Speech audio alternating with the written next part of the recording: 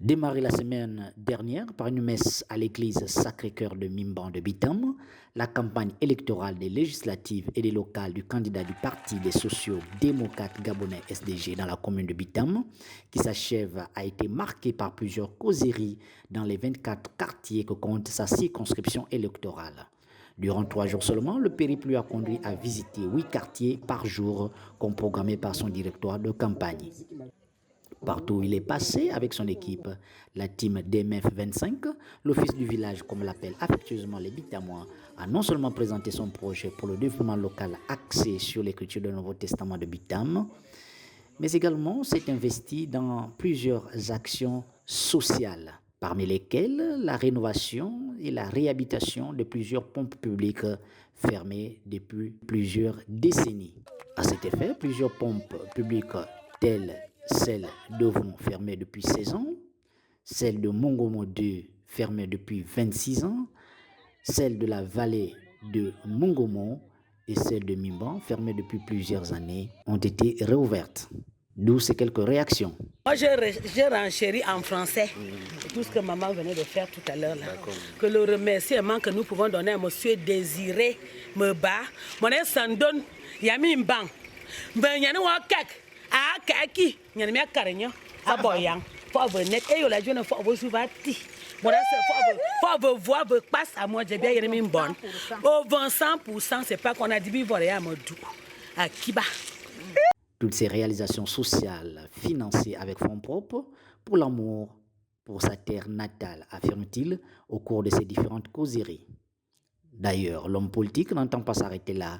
Si au soir du 27 septembre 2025, il est élu député, a-t-il cessé de promettre aux populations rencontrées? Notons qu'un seul lourd fardeau dans les actions sociales habitables milite en sa faveur. Même pendant la Covid-19, par exemple, il a distribué gratuitement des kits alimentaires dans tous les quartiers. La députation est donc une fonction qu'il entend servir de rempart pour transformer positivement sa localité qui a tant souffert des députés pistonnés, imposés, du paraître, appartenant toujours à une même famille, un même clan. Je suis très content parce que j'ai réuni toute mon équipe de campagne, c'est-à-dire que les responsables de zone, des points focaux, parce qu'il fallait refixer certaines idées. La première chose, c'est qu'on doit faire une campagne sans insultes, sans injures et sans heurts. Il faut juste expliquer notre projet. Bitam doit changer et je pense qu'il y a des intelligences qui peuvent se mettre ensemble au service de Bitam. Il ne s'agit pas d'avoir un candidat pistonné par ailleurs. Il faut avoir un candidat issu de Bitam, choisi par les gens de Bitam, un candidat qui peut valablement porter les idées des Bitamois, sans peur.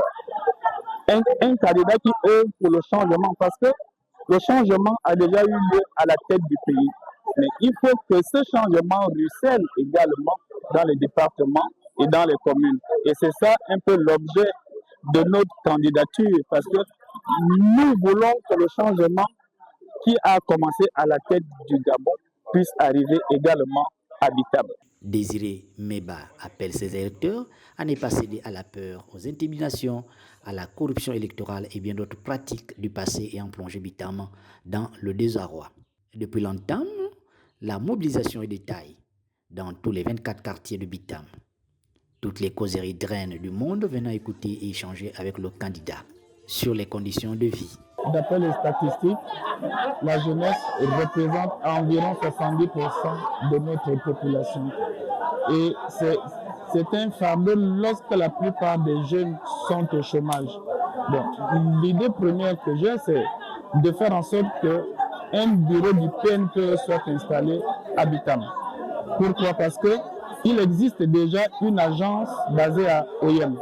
Il faudrait que dans chaque département, et donc en particulier celui de Bitam, qu'on installe un bureau du PNPE qui va aider les jeunes à pouvoir trouver un emploi et naturellement aider aussi les entreprises à pouvoir trouver les meilleurs jeunes. Et il faut aussi dire que le PNPE peut permettre de former de jeunes entrepreneurs.